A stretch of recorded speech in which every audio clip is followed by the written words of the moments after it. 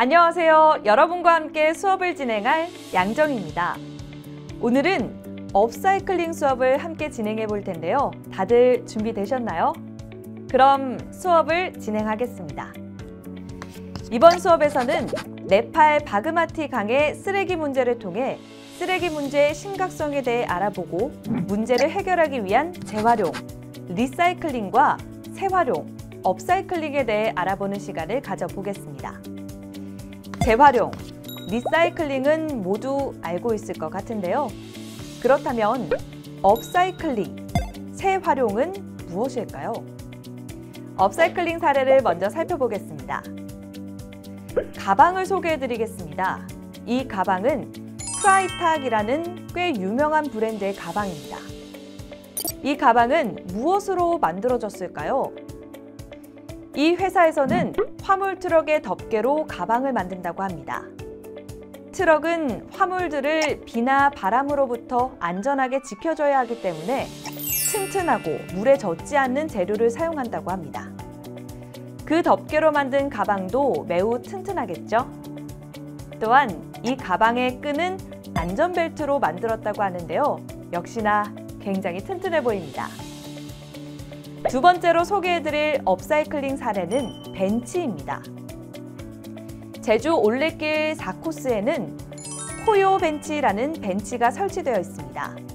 이 코요 벤치는 조금 특별한 재료로 만들어졌다고 하는데요. 무엇으로 만들어졌을까요? 이 벤치는 바다에 버려진 해양 플라스틱 쓰레기와 플라스틱 밀폐 용기로 만들어졌습니다.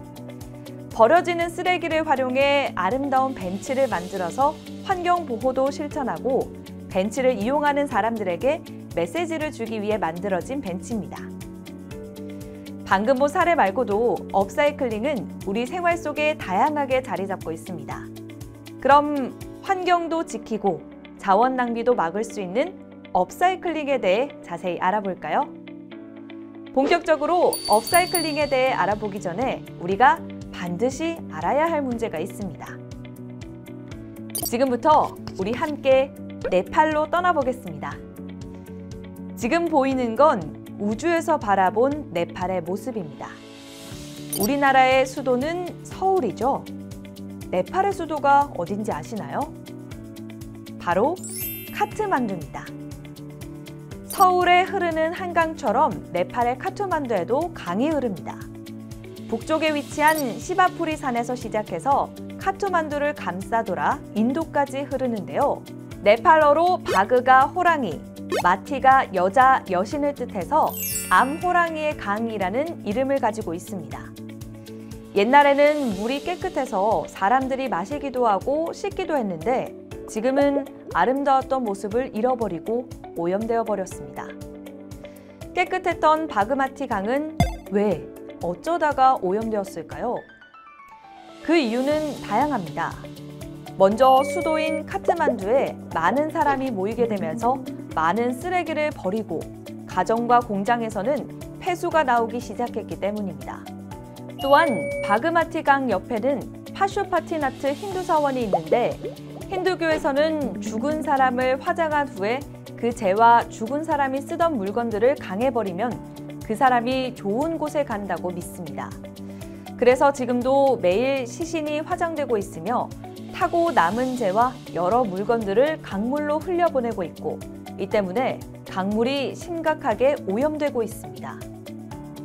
강을 오염시키는 또 다른 원인은 하수도관 때문입니다. 마을에 더러운 물이 모이는 하수도를 강의 근처로 옮기면서 강의 오염이 더욱 심각해졌으며 물을 맑게 하는 정수시설마저 오래되어서 더러운 물들을 깨끗하게 하지 못해 더 큰 문제가 되었다고 합니다. 결국 사원에서 시작한 더러운 물과 하수도관에서 나온 물이 만나는 지점부터 강이 심각하게 더러워지고 있습니다. 이 사진은 실제 바그마티 강 사진입니다. 바그마티 강은 과거 아름다웠던 모습을 잃고 쓰레기 강이 되어버렸습니다. 여러분, 사진 속 네팔 아이들이 무엇을 하는 걸까요? 네팔의 아이들은 강에서 쓸만한 쓰레기를 건져서 파는데 온종일 쓰레기를 건져내서 받는 돈은 겨우 1,200원 정도라고 합니다. 네팔의 바그마티강뿐만 아니라 세계 곳곳의 많은 곳에서 넘쳐나는 쓰레기 때문에 다양한 문제가 발생하고 있다고 합니다. 우리나라의 상황도 마찬가지입니다. 환경부에 따르면 지금부터 10년 뒤 2031년에 우리나라 공공매립시설 215곳 중 절반에 가까운 47%에 달하는 102곳이 포화 상태가 될 것이라고 예측할 정도로 매년 쓰레기 배출량이 크게 늘고 있어 쓰레기 문제는 더 이상 미룰 수 없는 심각한 문제입니다. 그렇다면 지금부터 우리가 쓰레기 문제를 해결하기 위해서 어떤 노력을 할 수 있는지 함께 알아보겠습니다. 먼저 가장 중요한 건 쓰레기를 만들지 않아야 합니다. 그럼 어떻게 쓰레기를 줄일 수 있을까요? 환경부에 따르면 2020년 공공선별시설에서 처리된 플라스틱 쓰레기는 923톤으로 2019년에 비해 약 18.9%나 증가했다고 합니다. 이 플라스틱 쓰레기를 줄이기 위해서는 종이컵 대신 개인컵 사용하기, 그리고 비닐봉투 말고 장바구니를 사용함으로써 일회용 플라스틱을 줄일 수 있습니다. 또한 플라스틱 쓰레기 외에도 쓰레기를 줄이기 위한 방법으로는 학교에서 받는 안내문이나 학습지들을 보면 그 뒷면이 비어있는 경우가 많죠.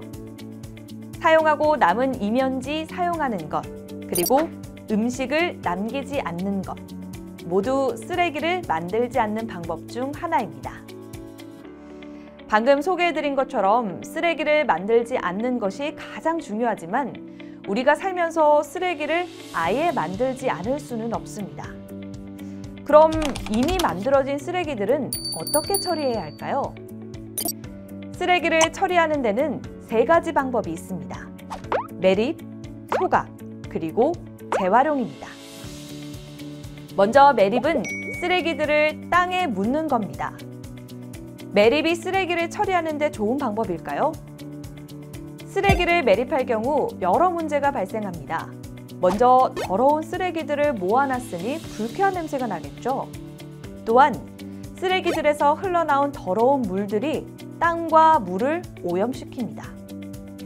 게다가 이런 쓰레기를 잔뜩 모아둔 매립지가 우리 집 옆에 있다면 어떨 것 같으세요? 좋아할 사람이 있을까요? 모두 쓰레기를 모아놓는 매립지가 자신의 집 옆에 있기를 원하지 않기 때문에 쓰레기를 모아둘 장소를 찾기도 쉽지 않겠죠. 그리고 쓰레기는 땅에 묻으면 썩는 데 시간이 굉장히 오래 걸립니다. 10분 동안 사용한 종이컵이 썩기 위해서는 무려 30년이 걸리고 비닐봉지는 500년, 그리고 요즘 많이 사용하는 일회용 마스크는 무려 400년이 걸립니다. 또한 요즘 냉장 또는 냉동 제품을 택배로 받을 때 스티로폼 상자 많이 사용하시죠? 그 스티로폼 상자가 썩기 위해서는 무려 500년이 걸립니다. 썩는데 오래 걸리는 쓰레기를 쌓아두어야 할 곳은 점점 더 많이 필요한데 이미 쓰레기를 모아두는 곳은 부족하기 때문에 쓰레기 문제는 점점 우리 삶을 위협하고 있습니다. 그럼 이 쓰레기를 묻지 않고 처리하는 방법은 없을까요? 쓰레기를 처리하는 2번째 방법은 바로 소각입니다. 불에 타는 쓰레기들을 모아서 태우는 것을 소각이라고 하는데요. 이 쓰레기를 불에 태우면 공기를 오염시키고 태울 때 몸에 해로운 나쁜 물질들이 나오기 때문에 소각 또한 쓰레기를 처리하기 위한 좋은 해결 방법은 될 수 없습니다. 지금까지 쓰레기 처리 방법 중 매립과 소각에 대해 알아봤는데요. 앞서 알아본 2가지 쓰레기 처리 방법에는 모두 치명적인 문제가 있었죠. 과연 다른 방법은 없을까요? 마지막으로 알아볼 쓰레기 처리 방법은 바로 재활용입니다. 여러분, 분리배출 해보셨어요? 분리배출을 해야 하는 이유를 알고 계신가요? 자원을 분리수거해서 재활용을 통해 쓰레기를 처리한다면 자원과 에너지를 절약함으로써 환경오염을 줄일 뿐만 아니라 돈을 아끼는 효과도 있습니다. 우리나라는 2019년에 252만 톤의 폐자원을 다른 나라로부터 사들였는데 이 자원들은 우리가 재활용을 올바르게 했다면 얻을 수 있는 것들이었습니다. 우리가 재활용을 잘한다면 다른 나라에서 폐자원을 사들이지 않아도 되니 큰 돈을 아낄 수 있습니다.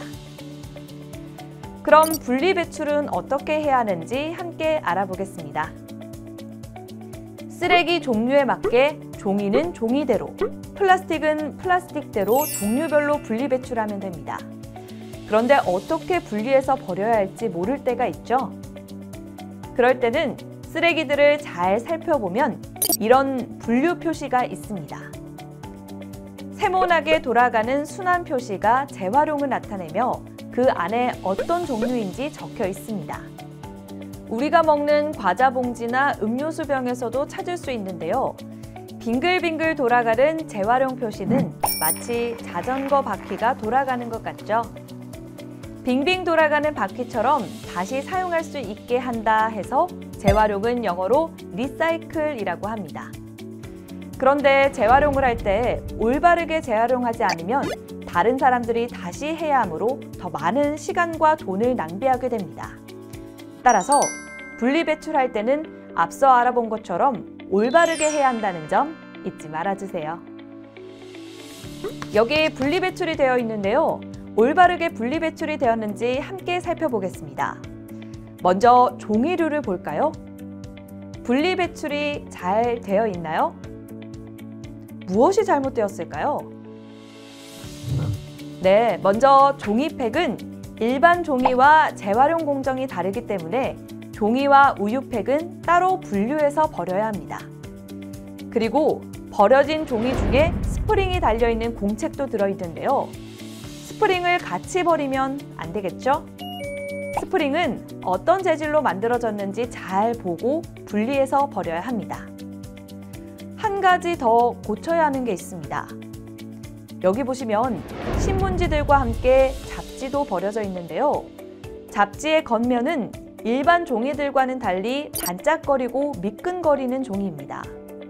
이런 종이는 코팅된 종이로 코팅된 종이만 모아서 따로 버려야 합니다. 이번에는 플라스틱을 보겠습니다.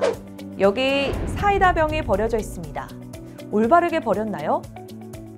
일단은 안에 들어있는 음료수를 전부 버리고 깨끗이 씻어서 버려야 합니다. 그리고 음료수에 이름이 적혀있는 상표는 비닐이기 때문에 플라스틱인 음료수 통과는 분리해서 버려야 합니다. 요즘에는 분리배출을 돕기 위해 제조 단계에서 이 라벨을 제거해서 제품을 만들기도 하죠. 마지막으로 꼭 눌러서 납작하게 만든 후에 버려주면 더 많은 쓰레기들을 모아서 버릴 수 있습니다. 여기 건전지도 있습니다. 건전지는 어떤 분리수거함에 넣어야 할까요?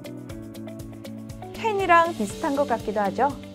그런데 건전지 속에는 전기를 만들어내는 여러 물질들이 들어있어 그냥 쓰레기 봉투에 버려서 땅에 묻거나 태우면 나쁜 물질들이 나오기 때문에 건전지는 건전지들만 따로 모아서 버려야 합니다. 게다가 건전지의 95%는 재활용할 수 있다고 하니까 앞으로 반드시 건전지만 따로 모아서 분리배출해 주시기 바랍니다. 마지막으로 기타류를 보겠습니다. 여기에 기타가 버려져 있네요. 잘 버렸을까요? 기타류에서 말하는 기타는 우리가 연주할 수 있는 악기를 말하는 게 아니라 종이, 플라스틱, 캔과 같이 분류함이 따로 있지 않을 때 재활용할 수 있는 것들을 넣으라는 겁니다. 그럼 기타는 어떻게 버려야 할까요? 사용할 수 있는 기타는 기타가 필요한 친구에게 줘도 좋겠지만 사용할 수 없는 기타는 버려야 합니다.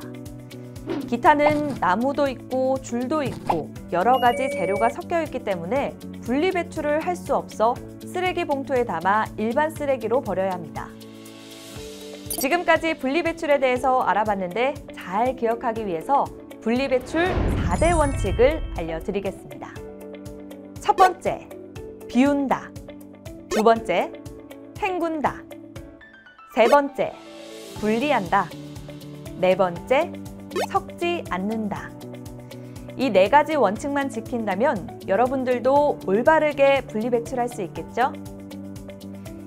지금까지 분리배출을 통한 재활용에 대해 알아봤습니다. 오늘 우리가 배우고 실천해 볼 것은 바로 재활용과는 조금 다른 업사이클링, 재활용입니다. 재활용과 재활용이 어떻게 다른지 예시를 준비했습니다.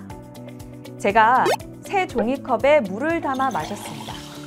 그런데 버리기 아까워서 한 번 더 주스를 담아 마셨습니다.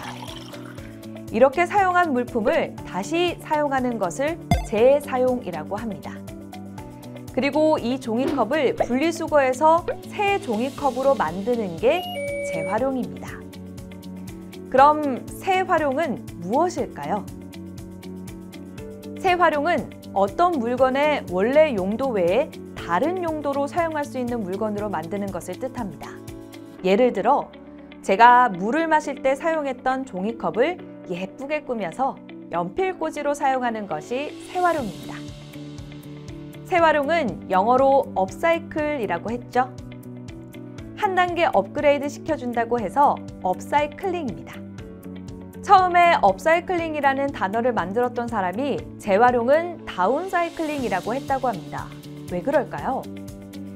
재활용해서 만든 컵은 처음에 사용했던 컵과 비교했을 때 질이 좋지 않기 때문에 재활용은 한 단계 아래로 내려가는 다운사이클링이지만 재활용은 쓰레기로 버려질 수 있던 것의 가치를 높여준다고 해서 업사이클링이라고 이름을 붙였다 합니다. 지금 제가 보고 있는 귀여운 마그네틱은 무엇으로 만들었을까요? 네, 바로 병뚜껑입니다. 우리가 무심코 버리는 음료수 병의 뚜껑을 예쁘게 꾸미면 메모지를 고정할 수 있는 마그네틱을 만들 수 있습니다. 또 요즘 매일 밖에 나갈 때 사용하는 이 마스크를 활용해서 업사이클링을 할 수 있습니다.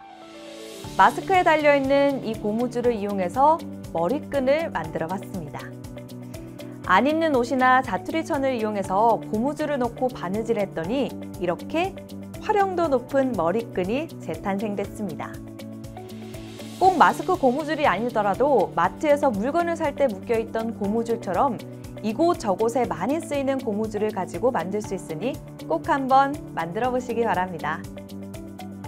지금부터는 우리가 실생활에서 얼마나 많은 재활용품을 만들어내고 있는지 살펴보고 그 재활용품을 어떻게 활용할 수 있을지 알아보겠습니다. 먼저 활동지 위에 4가지 색깔의 물음표 중 1개를 고른 뒤 사다리를 따라 내려가면 여러분들이 알아볼 재활용품이 적혀 있습니다. 물음표 1개를 고르고 사다리를 따라 내려가 내가 알아볼 재활용품을 찾고 여러분이 고른 재활용품을 활동지 아래 내가 알아볼 재활용품은 질문 옆 빈칸에 적어주세요. 10초 드리겠습니다.